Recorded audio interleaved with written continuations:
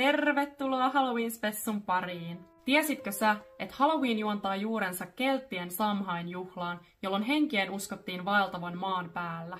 Myöhemmin tästä juhlinnasta kehittyi All Hallows Eve, eli kaikkien pyhien aatto, jolloin muistettiin ja juhlistettiin pyhimyksiä ja vainajia. Nykyään Halloween on täydellistä aikaa uppoutua kaikkeen mystiseen ja jännittävään ja tuoda sun syksyyn vähän lisää sellaista kutkuttavaa tunnelmaa. Mun kanava keskittyy naiseuteen, itsensä kehittämiseen ja kokonaisvaltaiseen hyvinvointiin.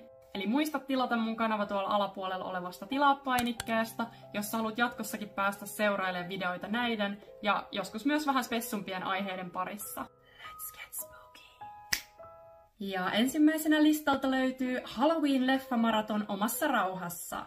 Nyt jos koskaan on aika kaivaa suoratoistopalvelusta esille se klassikko kauhuleffa, mikä sun on pitänyt katsoa jo monta kertaa, mutta sä et oo vaan saanut aikaiseksi. Tai et oo uskaltanut. Mut nyt sä järkkäät itsellesi teemaillan selkäpiitä karmivan leffan ja hyvien naposteltavien kanssa. Jos tällaiset perinteiset kauhupätkät ei oo sun juttu, koska mä todellakin tiedän, että ne ei nappaa kaikille, niin sä voit katsoa vaikka jonkun yliluonnollisen thrillerin tai jonkun vähän kevyemmän Halloween-komedian, niin kuin vaikka Corpse Bride. Mitä jos sä et keksi mitään katsottavaa? Ei hätää! Mä laitan tämän videon loppuun listauksen klassikko kauhuelokuvista, mistä sä voit sit valkata, jos et ite meinaa keksiä. Laita siis päälle ne kaikista mukavimmat chillausvaatteet, osta Halloween-teemaisia herkkuja tai tee niitä ite. Mä ite aion ostaa irtokarkkihyllyltä mun lemppari pääkallokarkkeja, jotka sattuu sopimaan aika täydellisesti tähän tunnelmaan. Ja jos sä haluat sukeltaa vielä vähän diipimmin tähän Halloween-romantisointiin, niin tee siitä sun leffanurkkauksesta Halloween-henkinen. Ehkä helpoin tapa luoda tunnelmaa on sytytellä kynttilöitä ympäri huonetta, mutta vähintäänkin laita itsellesi jonkinlainen tunnelmavalaistus. Jos sä oot oikein super Halloween-intoilija, sä voit laittaa vaikka hämähäkin verkkoa koristeeksi sinne huoneeseen, vaikka se olisikin vaan hetkellistä ja täysin väliaikaista. Ja sitten ei muuta kuin nautit ihanasta spookitunnelmasta yksin tai yhdessä jonkun muun kanssa. Ja kakkosena listalla meillä löytyy Halloween-asun tai luukin suunnittelu. Okei. Sulla voi olla tulossa Halloween-juhlat, tai sit ei. Mutta tää ei oo mikään syy jättää Halloween-luukkia toteuttamatta. Herra jestas. Ne, jotka tuntee mut, niin tietää, että mä saatan olla hiukan intohimoinen Halloween-asujen suhteen. Mä rakastan pukeutua teeman mukaan, ja myös panostan siihen oikeasti aikaa ja vaivaa. Viime vuonna mä vihdoin sain ansaitsemani tunnustuksen, kun mä voitin mun kaverin Halloween-juhlissa parhaan asun palkinnon. Ja täytyy sanoa, että se vaan lisäsi kierroksia tähän hommaan. Nyt seuraa muutamia vinkkejä oikeasti onnistuneeseen Halloween-asuun, minkä mukaan mä ite vannon. Ensinnäkin kanssii lähtee hakea asuinspiraatio jostain sellaisista hahmoista, minkä sä oikeasti voit toteuttaa semi-realistisesti. Eli mitä tää nyt käytännössä meinaa? No esimerkiksi vaikka mun omalla kohdalla, kun mä lähden miettimään asuu, niin ehkä helpoin on lähteä liikkeelle siitä, että onko olemassa esimerkiksi jotain tummahiuksisia naishahmoja, ketä mä voisin mahdollisesti esittää, tai jotain muita sellaisia hahmoja, keillä on jotain samantyylisiä piirteitä kuin mulla itselläni. Esimerkiksi viime vuonna mun asu oli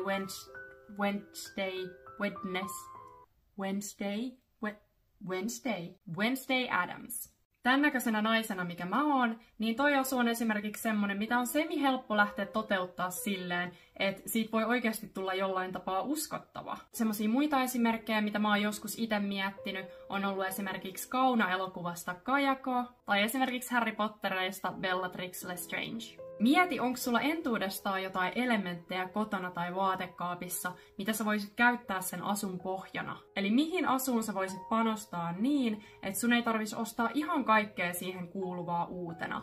Tässä on nyt se trick, koska tällöin sä voit laittaa panostusta niihin muutamaan vavavoom-efektiin siinä, ja ne on ne, jotka loppujen lopuksi kruunaa sen asun ja jää ihmisten mieliin. Mun Wednesday-asussa tää oli esimerkiksi olkapäällä istuva käsi, eli Thing, joka ei muuten ollut ihan mikään halpa handu. Tai esimerkiksi heliumilla täytetty punainen ilmapallo, kun mä olin Pennywise. Mä väitän, että se, että mä oon saanut nämä asut muuten toteutettua niin ns. Vähällä panostuksella, että se on mahdollistanut mulle sen, että mä oon pystynyt laittaa efforttia noihin muutamiin tärkeisiin yksityiskohtiin, niin se on ollut oikeasti se faktori, mikä on tehnyt näistä asuista niin onnistuneita. Sitten mä kans suosittelisin, että tee niin paljon kuin mahdollista itse ja ajattele outside of the box.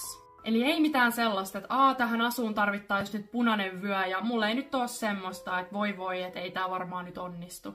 vaan sit sä voit miettiä, että okei, oisko sulla vaikka joku kylpytakin vyö, joka olisi punainen, tai vaikka huivi, mikä voisi ehkä toimia vyönä, tai oikeasti vaikka joku vanha paita, mistä sä voisit leikata sellaisen. Eli päästä sun luovuus valloille ja anna itse testailla, että mikä voisi toimia. Mun mielestä tää on helposti yksi hauskimmista vaiheista sitä koko prosessia. Siinä pääsee jotenkin niin kivasti ajattelemaan luovasti ja joskus jopa yllättämään itsensä sillä omalla kekseliäisyydellä. Ja nyt, jos sulla ei ole tulossa Halloween-juhlia tänä vuonna, mutta sä haluat siitä huolimatta fiilistellä ja ehkä pukeutua tai ainakin tehdä jonkun Halloween-teemaisen meikkiluukin, mihin mä ehdottomasti sua rohkaisen, niin pidä itsellesi kotona sellainen hauska Halloween-teemainen kuvaussessio. Eli teet tosiaan itsellesi vaikka joku upea Halloween-meikki ja ota itsestäsi sellaisia mageita kuvia. Näitä on sit kiva jakaa vaikka omassa somessa tai ihan vaan kattoo itse jälkikäteen myöhemmin. Ja 3. listalla meillä on Halloween-teemaiset self-care-rituaalit. Toteuta itsellesi sellainen ihana Halloween-teemainen self-care-ilta.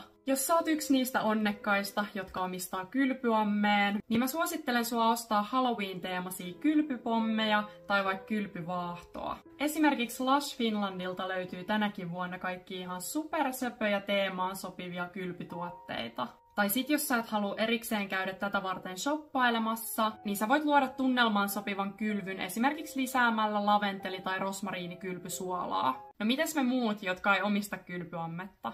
No esimerkiksi Sinseissä löytyy ihan supersöpöjä Halloween-teemaisia kasvomaskeja ja vartalonhoitoaineita, joilla sä saat järkättyä itsellesi ihanan hemmotteluillan. Sä voit kruunata tän sun self-care-hetken jollain Halloween-teemasella herkkujuomalla, tai vaikka lasillisella herkullista punaviiniä. Ja 4. listalla löytyy Halloween-teemaisten kirjojen lukeminen tai kuuntelu sekä kuumottavat podcastit. Sä voit luoda itsellesi just silleen sopivalla tavalla jännittävän, mutta kuitenkin sulosen tunnelmallisen kauhutarina-illan helposti kotona. Jos sä oot lukijakansaa, niin järkkää itsellesi rauhallinen, mutta kuitenkin sellainen tunnelmallinen ja vähän spooky lukupaikka. Jälleen kerran kynttilät, joku mukava viltti ja pehmeä sohva tekee tällaisesta kauhutarinaillasta ihan täydellisen. Ja mä ainakin itse rakastan juoda jotain kuumaa samalla kun mä luen kirjaa. Eli jos sä haluat olla extra cozy, niin joku ihana kurpitsanmakuinen kahvi tai vaikka joku mystinen yrttitee lisää sitä Halloween-tunnelmaa entisestään.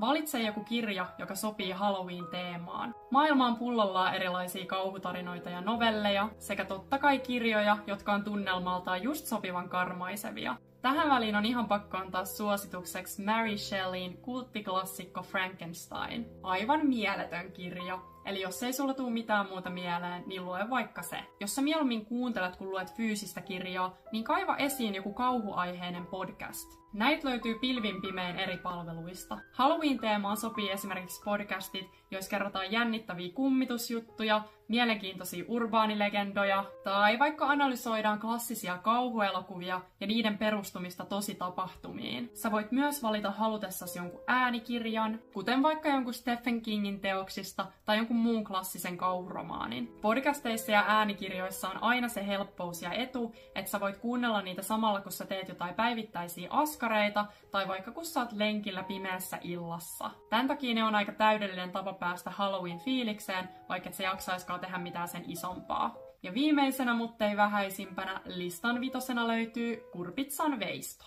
Tää on niin sympaattinen perinne ja oikeasti maailman helpoin toteuttaa. Sä et tarvii mitään muuta kuin kurpitsan, veitsen ja luovuuden. Ja siis ooppa nyt rehellinen itelles. Milloin sä oot viimeksi ostanut kurpitsan? Et ihan vaikka pelkästään jo sen kokemuksen vuoksi tää vinkki on kokeilemisen arvoinen. Hanki siis tarpeeksi iso kurpitsa ja veistä siitä omalla vapaalla tyylillä lyhty. Sä voit kaivertaa sun kurpitsaan nämä perinteiset pelottavat kasvot tai kokeilla jotain ihan muuta. Kun sä oot tyytyväinen sun luomukseen, laita tää kurpitsalyhty esille ja sytytä kynttilä sen sisään. Nauti sen luomasta valosta ja tunnelmasta kotona tai pihapiirissä. Mä oon itse asiassa joskus aikoinaan osallistunut tällaiseen kurpitsanveistotapahtumaan. Eli mikäli sä haluat päästä tekemään tätä vähän isommassa mittakaavassa ja seurassa, niin tällaisiakin järjestetään. Ja niissä jos jossain sä pääset fiilistelemään Halloweenia oikein olan takaa.